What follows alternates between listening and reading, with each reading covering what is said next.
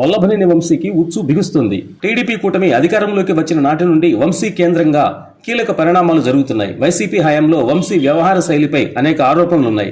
Gannavaram TDP నేత కాసనేని రంగబాబుపై దాడి కేసులో వంశీ అనుచరులను పోలీసులు అరెస్ట్ చేశారు. వీరిలో వంశీ ప్రధాన అనుచరుడిగా చెప్పుకునే ఓలుపల్లి మోహన్ రంగతో సహా మొత్తం 8 మందిని తెల్లవారుజామున 3 గంటల సమయంలో వివిధ ప్రాంతాల్లో అదుపులోకి తీసుకున్నారు.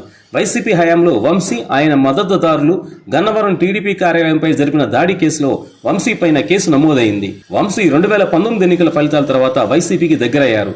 యార్లగడ్డ వెంకట్రావుకు మద్దతుగా కాసరనేని రంగబాబు టీడీపీలో చేరడం రుచించిన వంశీ కక్షగట్టి రంగబాబుపై దాడి చేయించారని హత్యాయత్నం కింద కేసు నమోదైంది. ఇప్పుడు ఈ కేసులో వంశీ ముఖ్య అనుచరులను పోలీసులు అరెస్ట్ చేశారు. అదేవిధంగా టీడీపీ నేతలను టార్గెట్ చేస్తూ గన్నవరంలో అనేక సంఘటనలు చోటు చేసుకున్నాయి. వాటి విచారణ అనంతరం వంశీని అరెస్టు చేయొచ్చనే ఊహాగానాలు చెలరేగుతున్నాయి. కొందరు పోలీసులు సైతం వంశీకి సహకరించారనే ఫిర్యాదులు ఉన్నాయి.